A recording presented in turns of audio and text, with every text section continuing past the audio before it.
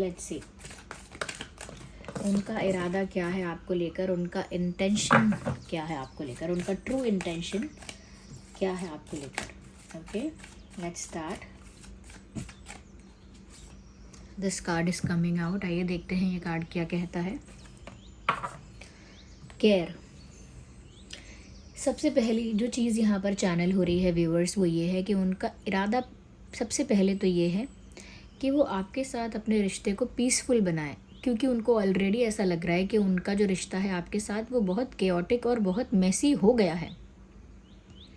अब चाहे वो आप लोगों की फ्रेंडशिप रही है, सिर्फ दोस्ती थी, या उससे ज़्यादा कुछ था, या एक कनेक्शन था, एक रिलेशनशिप था, वो बहुत मेसी और बहुत कह सकते हैं कि बिगड़ गया।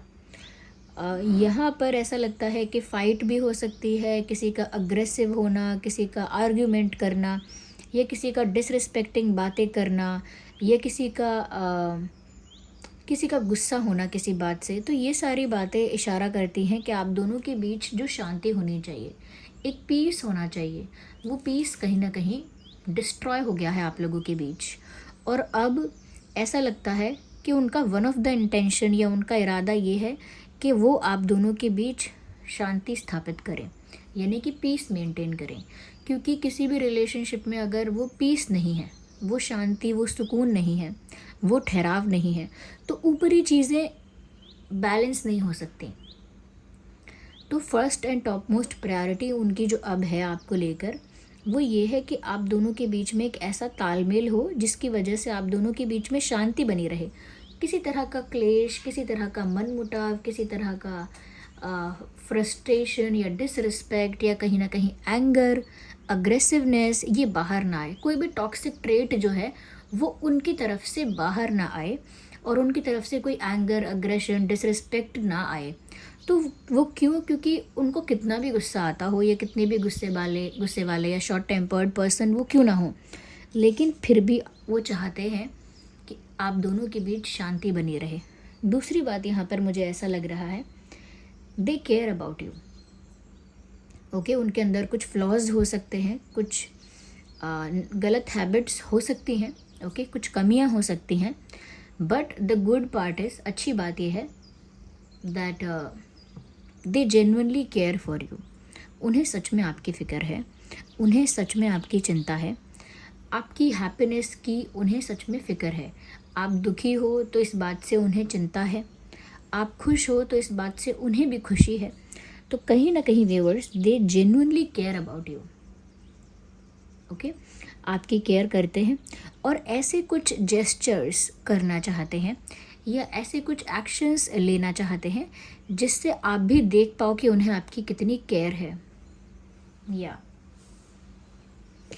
दे actually care about you, they are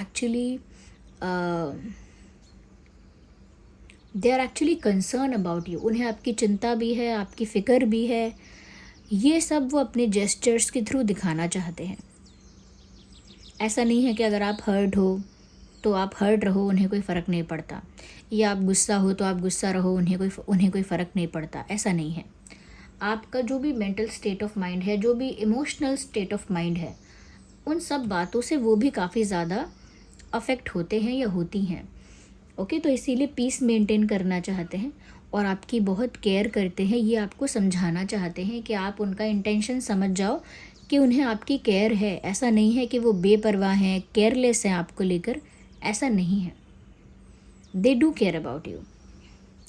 यहाँ पर मुझे ऐसा लगता है they want to offer you something also. मुझे लगता है ये आपको कुछ फ्लावर्स, फूल, या कोई कार्ड, या कोई चॉकलेट, या कोई और गिफ्ट, एक टोकन ऑफ लव, कुछ ना कुछ वो आपको ऑफर करना चाहते हैं, ऐसा लगता है। Yes, they want to give you something.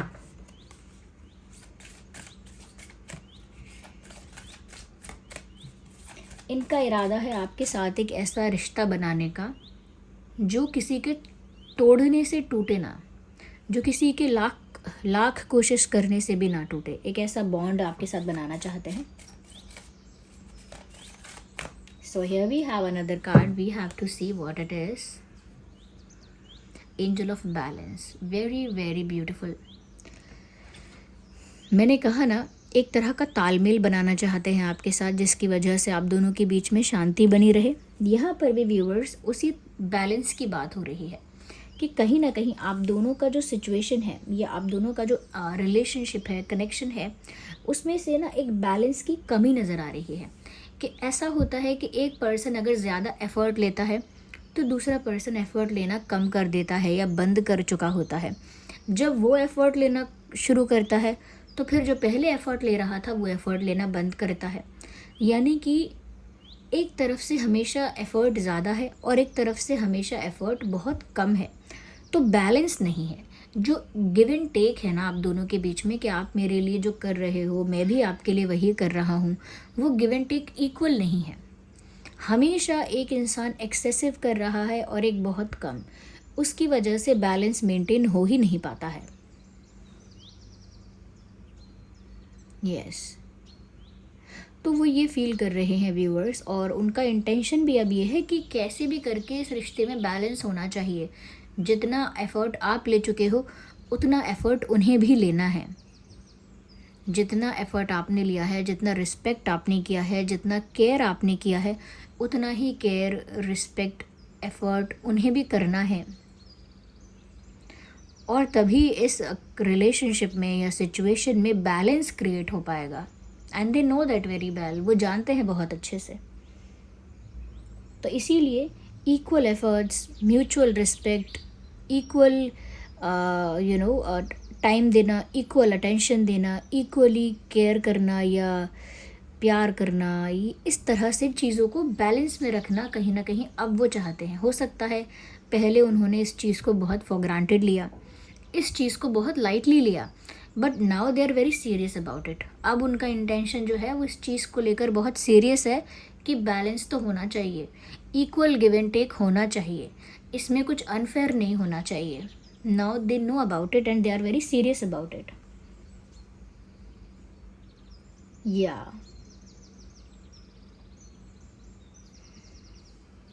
ऐसा भी लगता है व्यूअर्स कि उनकी नज़र में ये जो रिश्ता है ना बहुत नाजुक है, बहुत डेलिकेट है, बिल्कुल कांच, कांच के जैसा, बहुत नाजुक कांच, कि अगर थोड़ा भी नहीं संभाला तो टूट सकता है। एक ऐसी स्टेज पर उनको ये कनेक्शन लगता है, ये रिश्ता उन्हें एक ऐसे लेवल पर लगता है या एक ऐसे स्टेज पर लगता है जहाँ पर उसे बहुत डेलिकेटली, बहुत केयर के साथ हैंडल नहीं किया गया तो वो रिश्ता टूट जाएगा। अभी इतनी मजबूती तक नहीं पहुँचा है कि कोई कुछ भी करे वो रिश्ता टूटे ना। एक मज़बूत रिश्ते ऐसा होता है, या एक टाइम ऐसा आता है, एक स्टेज ऐसा आता है जब कनेक्शन इतना ज़्यादा स्ट्रॉन्ग हो जाता है कि दुनिया लाख बुरा चाहे तो भी वो टूटता नहीं है रिश्ता।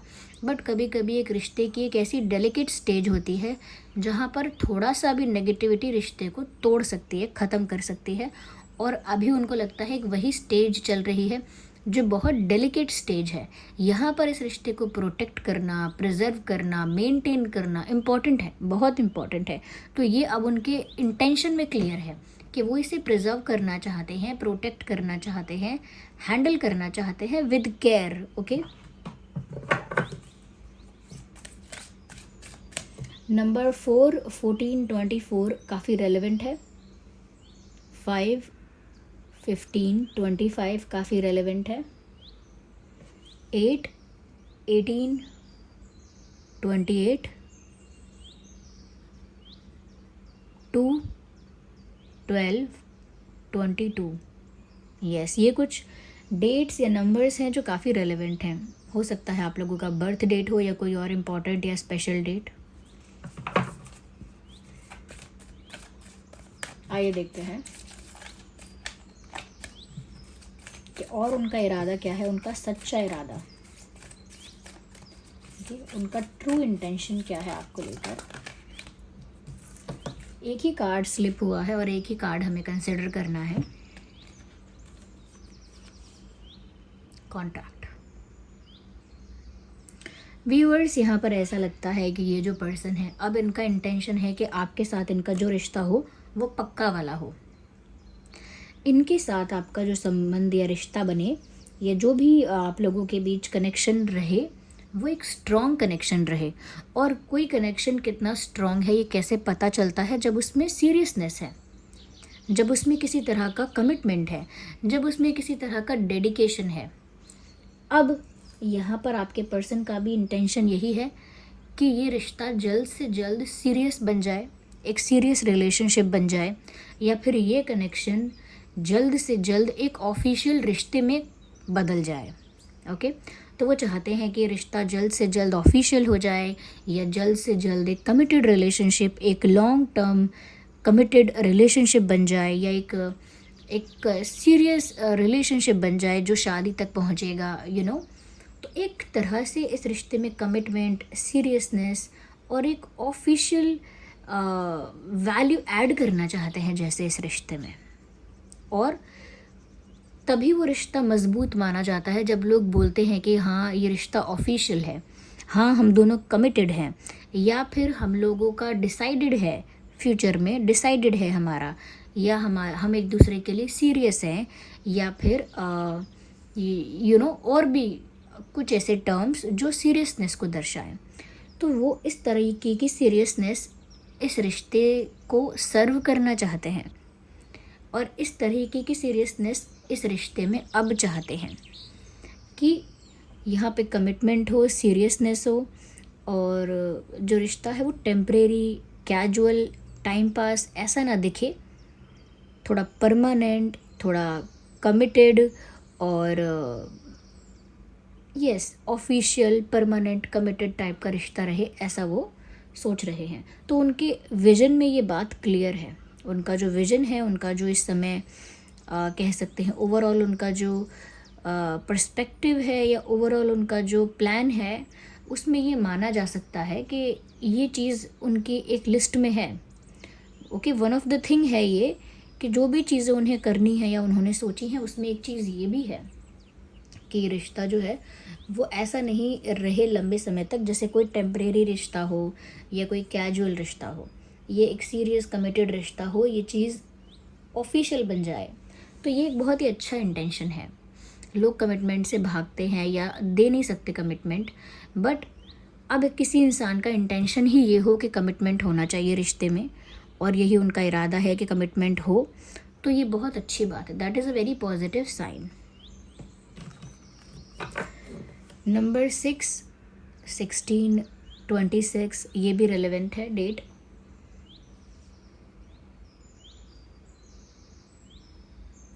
यस अच्छा, मैं मंथ की बात करूँगी। कुछ इंपॉर्टेंट रेलेवेंट मंथ हो सकते हैं। ये बर्थ मंथ हो सकता है, या आप लोगों के पहली मुलाकात का मंथ हो सकता है, या लास्ट मीटिंग का मंथ हो सकता है, या कुछ स्पेशल हुआ था वो वाला मंथ हो सकता है जब प्यार का कन्फेशन हुआ होगा, या समथिंग एल्स। ओके, तो देखते हैं।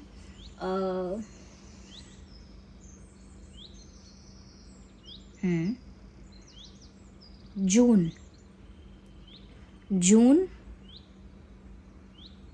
मई, अप्रैल,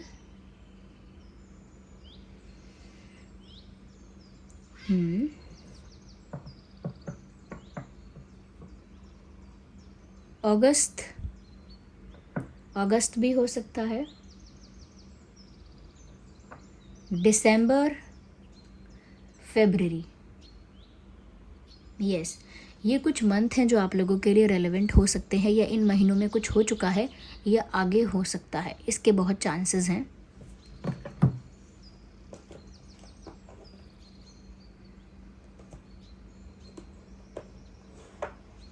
तो ये उनका इंटेंशन है व्यूअर्स आपको लेकर।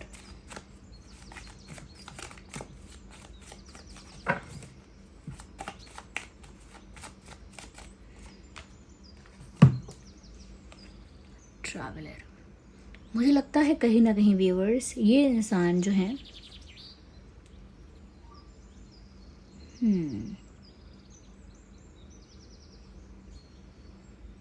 अब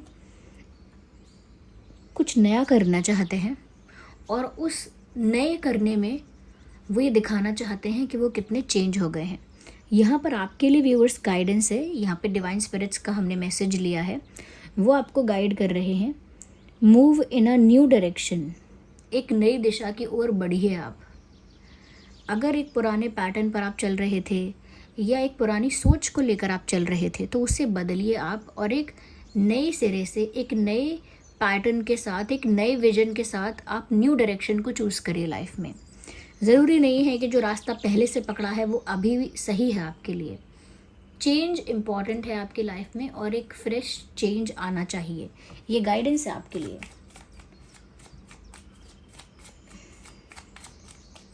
और देखते हैं आपके लिए क्या गाइडेंस है। We need one card.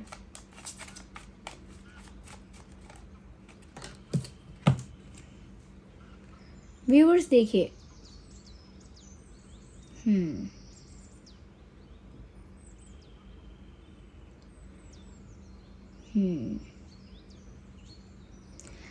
जो भी आप रिस्पॉन्स कर रहे हैं अपने पार्टनर को, पर्सन को, या आगे आने वाले दिनों में उन्हें जैसा भी आप रिस्पॉन्स करेंगे, बस ये ध्यान रखिए कि बहुत जल्दी रिस्पॉन्स या रिप्लाई करने की ज़रूरत नहीं है। You can take your time.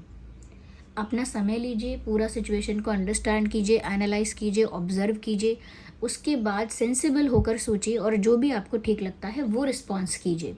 ये वैसा रिप्लाई करिए, वैसा आंसर करिए। ओके, यहाँ पर बहुत जल्दबाजी में कोई डिसीजन लेने की ज़रूरत नहीं है। अपनी ज़िंदगी को एक नई दिशा दो, ये कहा जा रहा है। जिस दिशा में आपकी गाड़ी पहले से चल रही है, अब उसे थोड़ा बदलने का समय आ गया है। और वो हम यहाँ पर इसीलिए कह रहे हैं क्योंकि व्यूअर्स, हो सकता है जिस तरह के आप हमेशा से रहे हैं, इस वजह से ही लोगों ने आपका फ़ायदा उठाया है। आपकी इनोसेंस या आपकी अच्छाई को, आपकी किसी और चीज़ का लोगों ने फ़ायदा उठाया है और अब आपको थोड़ा सा अपना पैटर्न, अपना स्टाइल चेंज करना है, जिससे आपका लॉस होना बंद हो जाए। Embrace the energy of peace. ये पीस का मैसेज तो मैंने आपको स्टार्टिंग में ही दिया था कि आप दोनों के बीच में शांति स्थापित करने का उनका इंटेंशन है। और यहाँ पर भी मैसेज आ गया है, embrace the energy of peace. और ये जो एरो हैं ये तोड़ दिए गए हैं। इसका मतलब ये है यहाँ पे कि एक दूसरे से कोई झगड़ा नहीं करना है, एक दूसरे से फाइट नहीं करनी है, कोई वॉर या बैटल नहीं लड़ना है। पीस को एम्ब्रेस करना है, यानी शांति को बढ़ावा देना है। आप दोनों के बीच में जिन बातों से शांति स्थापित हो सके उन बातों को, उन चीज़ों को बढ़ावा दो, और जिन बातों से क्लेश, फाइट, बैटल, आर्ग्यूमेंट हो जाए उन बातों को अवॉइड ही करो तो अच्छा है। So this was the reading. I hope आपके लिए हेल्पफुल और रिलेटेबल रही है। वीडियो को लाइक करें, कमेंट करें, शेयर करें, सब्सक्राइब करें और बेल आइकन को प्रेस करें अगर आप नए हैं। अगर रीडिंग थोड़ी भी हेल्पफुल है तो वीडियो को लाइक करना ना भूलें और कमेंट्स में बताएं कितने % रेजोनेट करती है। Bye bye, take care, love you all, bye bye. मिलते हैं फिर अगली रीडिंग में, तब तक के लिए bye bye, take care family.